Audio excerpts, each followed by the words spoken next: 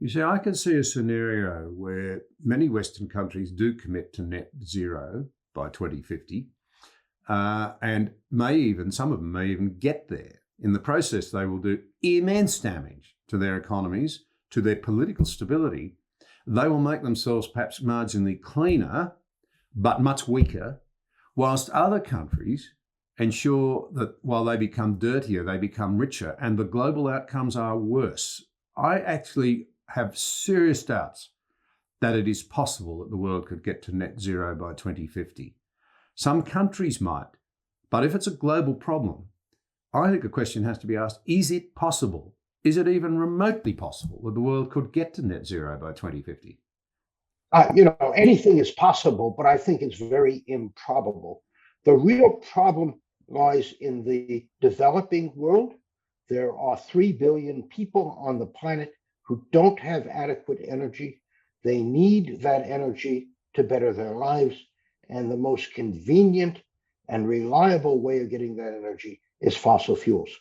If one advocates net zero, you had better also tell those countries how they're going to get their energy. Yeah. And no one has provided that answer as far as I know. Yeah. Can I ask you a question? Going to the title of your book, Unsettled, we do hear this mantra all the time that the science is settled. Is any area of science ever truly settled, in your view? All science is contingent. As facts change, you might change your understanding and theories. There are some aspects of science that are almost entirely certain. Gravitation, how the planets move around the sun, the basic laws of physics in everyday circumstances are virtually certain.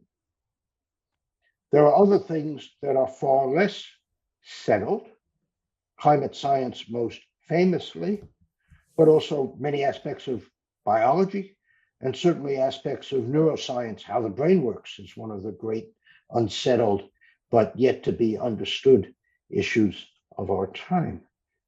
There are some aspects of climate science that are settled. Globe is warming influence, very fuzzy picture of what that means for the global temperature, but fuzzier yet for what it means for regional climates or how society might respond to it. So the title of the book is really a double entendre. It is meant to refer to my state of mind when I discovered these things about the official science that don't comport with the political messages or the media, but also it refers to the science. And one has to decide for oneself, is it settled enough to make trillion-dollar changes? Or should we be waiting and seeing whether we can improve our understanding, developing technologies, and making the world a better place with the energy that fossil fuels provide? Yes, I must say, I'd be very interested in your views on the reaction. I mean, after all, you're a man who's held eminent positions that are directly relevant to this, where thinking voters would expect you to actually be across the issues.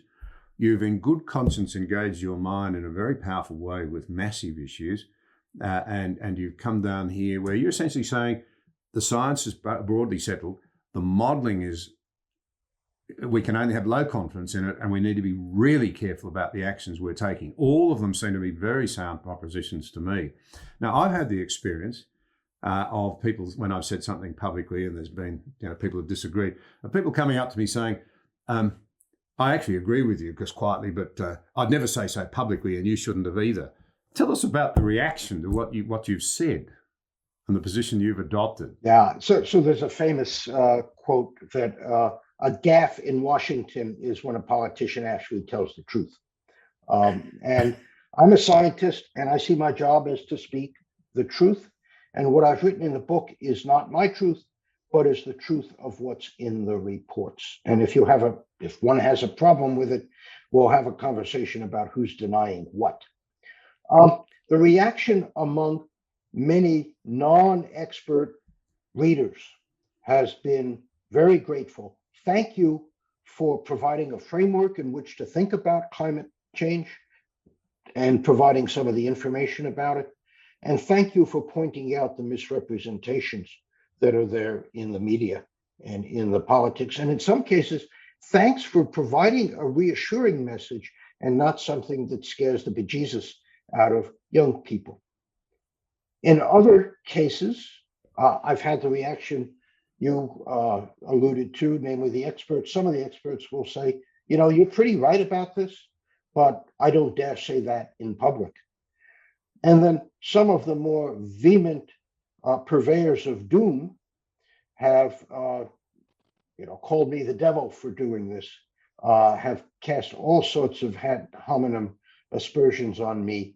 But I have to say, nobody has challenged the science as I've written it, because in fact, I've been very careful to take everything from the official documents. Yeah, I can see that. I mean, I approached it as a non-scientist, but as a historian by background and a politician, thinking this will be too dense, I won't be able to understand it in terms of information and what have you. But in fact, it's very readable, and that's the remarkable thing. Your sourcing is such that it's pretty hard to walk away from what you have to say, and I do very much commend it. I'll hold it up again, because the last time I did this, somebody said, you didn't hold the book up long enough. So there you go. This is worth getting a copy of, Unsettled, what climate science tells us, what it doesn't, and why it matters. But on this issue of young people particularly, concerned to do the right thing by the planet and what have you, what would you say to the Greta Thunbergs of this world, the radical Green Party, political parties, the new Green Deal in America, which I must say I found extraordinary that anyone took it seriously. I really do, the new Green Deal. But to young people in particular, I mean, I'm told that 80% of young Australians have climate change anxiety. When I dug into it, I found actually they're more anxious because we've stripped them of hope on just about every front. They're worried about whether they'll get a job. They're worried about whether they'll be able to leave home. The economic responses by Western governments in recent years have pushed up the price of assets. That's where the inflation's been, when they pump too much money into the economy, so they can't afford a house. That's a bit rambly. But to young people who want to do the right thing and are very worried about this, what would you say? Because it seems to me that if you strip out hope and adopt a view of catastrophic sort of denial, it's all hopeless, you won't deal effectively with anything. You'll just fold inwards and cower in a corner in fear. So they should, and obviously are concerned about the future, their futures, but also admirably the future of the planet. And what I would say is, first of all, please educate yourself about the various global problems. Poverty. Food is less of a problem these days. We're growing, as I think we mentioned already, more than enough food to feed the planet. Public health, education, the status of women, these are all important global issues, and one should be understanding of them, as well as, of course, the changing climate.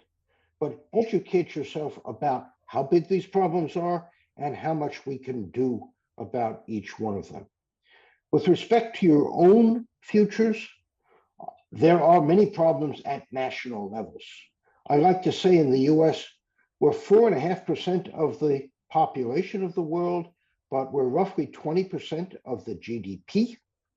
And that means we're out of whack by something like 4-to-1 relative to the rest of the world. And you can be sure that the rest of the world is developing and catching up. And what happens as the United States starts to shrink or to decline in the league tables, we lose our preeminent status, which I think is in some ways happening already. That's the problem to be worried about, and not whether the globe might rise by another degree in temperature.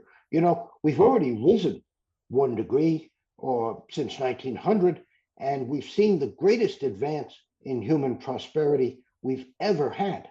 And to think that another 1 or 1.5 degrees in the next century is going to significantly derail that, I think beggars all understanding.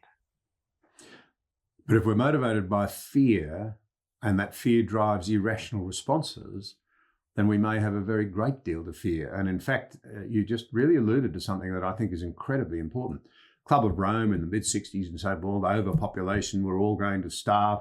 In reality, the world's farmers have provided enough food for 10 billion people each year for the last 10 years. And children's educational opportunities, lifespans, these were all massive problems to earlier generations.